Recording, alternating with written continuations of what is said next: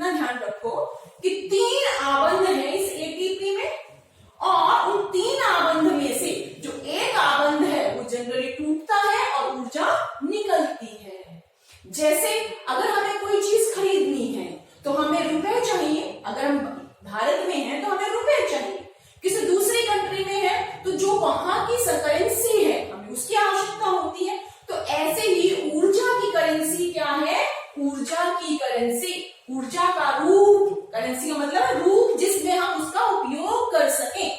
जैसे रुपया, पैसे का उपयोग हम रुपए के फॉर्म में कर पा रहे हैं, ऐसे ही ऊर्जा का उपयोग हम जिस रूप में कर पा रहे हैं, एनर्जी करेंसी, वो क्या है, एटीपी। क्लियर हो गया मेरे ख्याल से? तो आपको ये क्लियर हो गया कि जो ऊर्जा निकली उसका एटीपी के रूप में हमारे अंदर या अन्य जीवों में उपयोग होता है। अब देखिए, हमने ये पढ़ा कि हमें ऑक्सीजन की जरूरत है।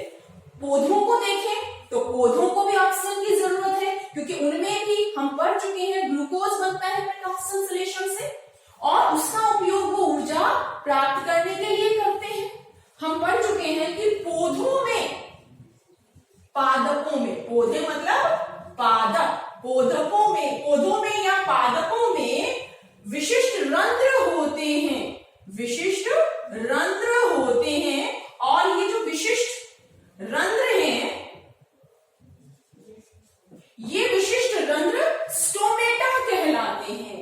इन रंध्रों के माध्यम से वायु पौधे के अंदर जाएगी और फिर विसरण की क्रिया के द्वारा, किसके द्वारा, विसरण, ये 9th क्लास में आप पढ़ चुके हो, विसरण, किसी भी चीज का जहां वो ज्यादा है वहां से कम की ओर बहना। जैसे अगर किचन में गैस का लीकेज हो गया तो आपको अपने कमरे तक स्मेल आ जाती है, ये क्या है, किसके माध्यम से, विसरण के माध्यम से।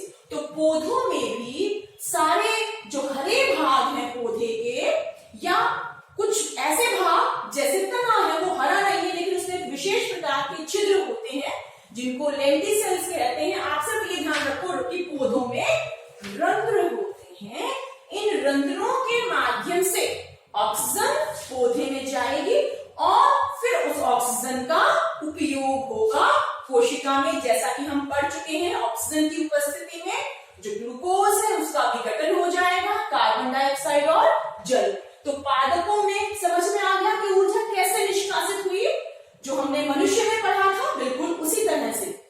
भोजन ग्लूकोज के रूप में कोशिका के अंदर गया, ऑक्सीजन की उपस्थिति, ऑक्सीजन कैसे पहुंची, पौधों में रंध्रों के माध्यम से, फिर उसका विसरण हुआ, प्रत्येक कोशिका तक पहुंची और ऊर्जा निकली। उस ऊर्जा का उपयोग पौधा विभिन्न क्रियाओं के लिए करेगा। ये तो हो गया पौधों की बात। अब हम आते हैं जीवों पर। किस पर आते हैं अब हम, जीवों पर। अब देखो, जीव अलग अलग प्रकार के हैं। कुछ जीव ऐसे हैं जैसे हम जो भूमि पर स्थलीय जीव हैं, और कुछ जीव ऐसे हैं जो जल में रहते हैं। तो इनको, चाहे हम हैं या कोई जलीय जैसे मछली है, इनको क्या चाहिए, इनको ऑक्सीजन चाहिए। अब कुछ एक कोशिकीय जीव है जैसे अमीबा, तो उसमें तो कोई प्रॉब्लम नहीं है, उसकी जो कोशिका है उस कोशिका में जो झिल्ली है, बाह्यतम झिल्ली है, उसके माध्यम से वायु अंदर प्रवेश कर जाएगी। लेकिन हमें तो वो सारी कोशिकाएं हमारे आसपास के वातावरण के कांटेक्ट में नहीं है। अब क्वेश्चन ये आया कि हम में प्रत्येक कोशिका तक ऑक्सीजन कैसे पहुंचेगी, या जो दूसरे जलीय जीव हैं उनमें प्रत्येक कोशिका तक ऑक्सीजन कैसे पहुंचेगी। उसके लिए अलग अलग जीवों में अलग अलग माध्यम हैं। तो उसको समझने के लिए हम स्थलीय जीवों पर आते हैं, और स्थलीय जीवों में हम आते हैं मनुष्य में। अब देखो, हम अपने आप से देखते हैं, हम मनुष्य हैं, हम कैसे ग्रहण करते हैं वायु को। तो हमारे अंदर एक विशेष तंत्र है। क्या है, विशेष तंत्र है जिसे हम श्वसन तंत्र कहते हैं। और ये आप अपने आप से, जो मैं कहूंगी वो समझ देखिए, आप बैठे हैं, आप सांस ले रहे हैं, ऑब्जर्व करिए, आपने सांस लिया, आपने सांस छोड़ा। जब आप सांस ले रहे हो तो कहां से ले रहे हो? यहां से, नोज, नाक। ये क्या है? नासाद्वार। और जो इस नासाद्वार के बाद हमारे नाक के अंदर कुछ खाली स्पेस है, जिसको हम नासा गुहा कहते हैं। नासा गुहा के माध्यम से जो वायु है वो हमारे अंदर प्रविष्ट कर रही है। और उसके पश्चात आप अपने गले पर जाइए, यहां देखिए, यहां आपको कुछ महसूस हो रहा है, कुछ ऐसी चीजें हैं जो आपको ये दिखा रही है, कुछ सख्त सी चीज यहां विद्यमान है। ये हमारी श्वास नली है। क्या है? श्वास नली है। इस श्वास नली में जो सख्त चीज आपको महसूस हो रही है वो क्या है? उपास्थियां हैं। तो देखो, अब हम यहां से शुरू करते हैं। हमने वायु ग्रहण की, किससे? नासाद्वार से। और जो हमारी श्वास नली है ये नासा गुहा,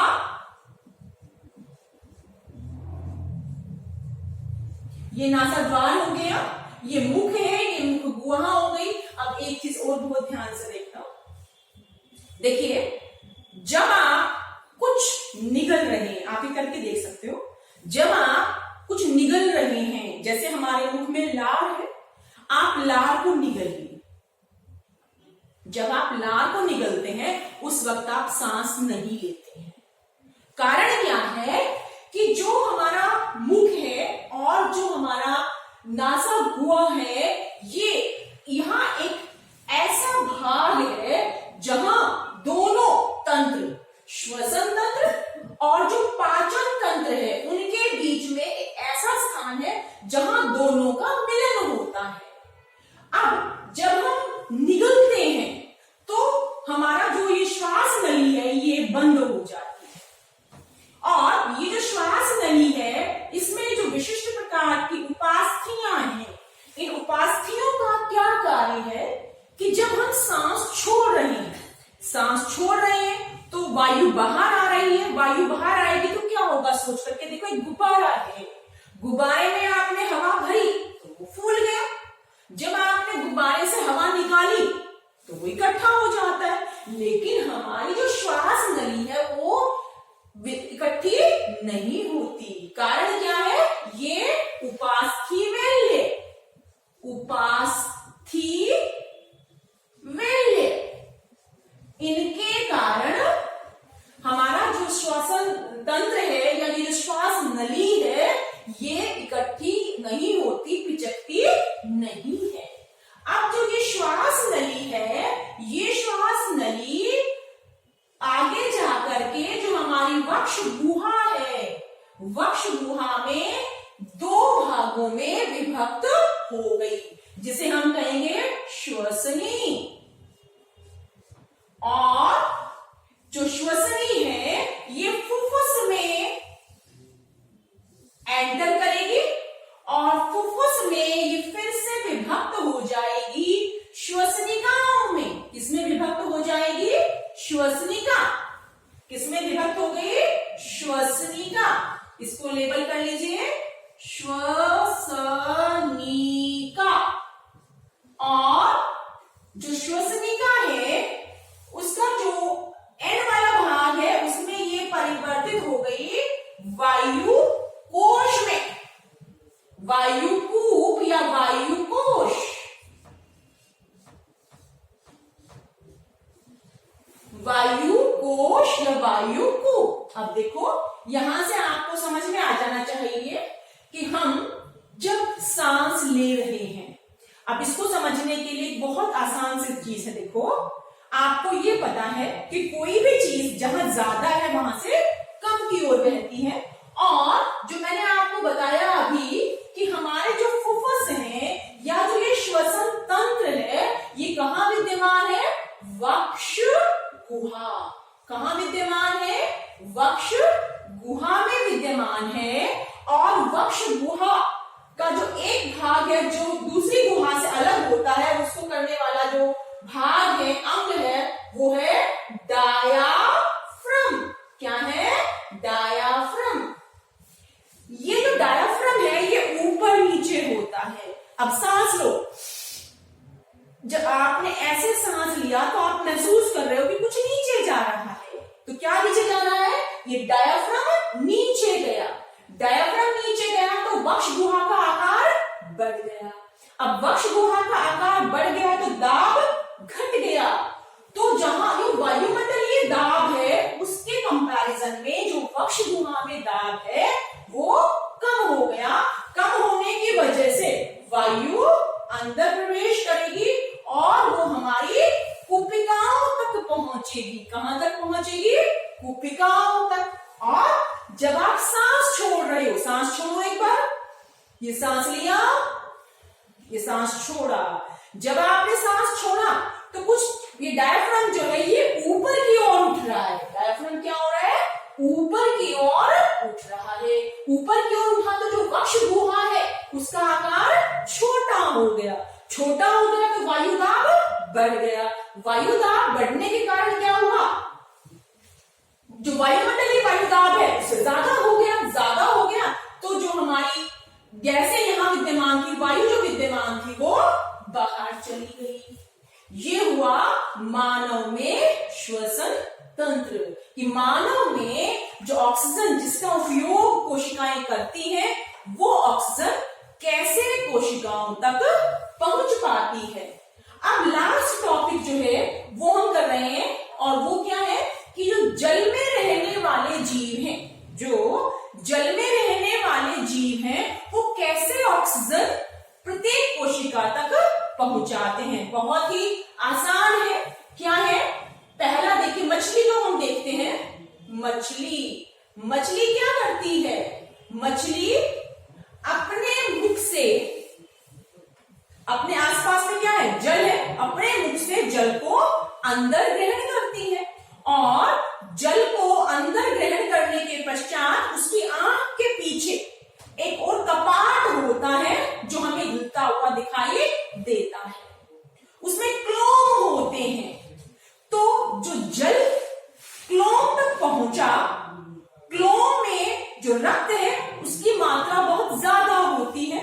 तो विसरण के माध्यम से रक्त में जो वायु है, जो घुली हुई ऑक्सीजन है, वो क्लोम में जाएगी और क्लोम में रक्त के माध्यम से जो कार्बन डाइऑक्साइड की मात्रा जो ज्यादा है वो जल में आ जाएगी और वो मुख से बाहर निष्कासित कर दिया जाएगा। तो अब मेरे ख्याल आपको समझ में आ गया होगा कि विभिन्न जीवों में किस प्रकार ऑक्सीजन प्रत्येक कोशिका तक पहुंचती है।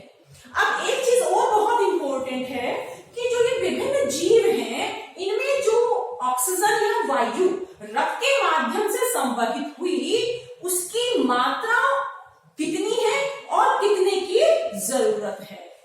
तो जो ऑक्सीजन की मात्रा जल में घुल सकती है या रक्त में घुल सकती है वो काफी कम है। तो एक विशेष वर्णक रक्त में पाया जाता है जिसको हम कहते हैं हीमोग्लोबिन। हीमोग्लोबिन,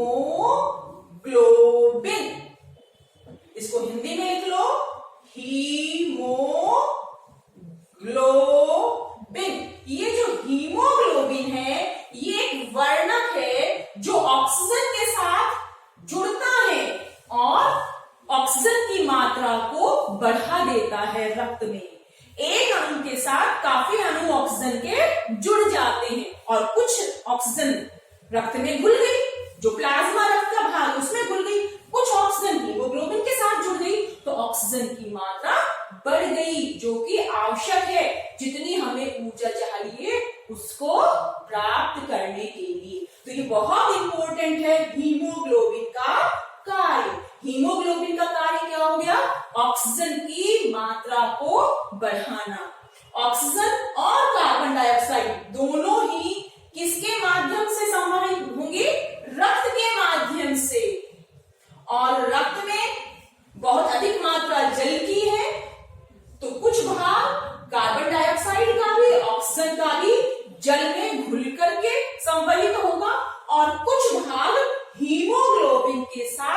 जुड़ करके संवहित होगा।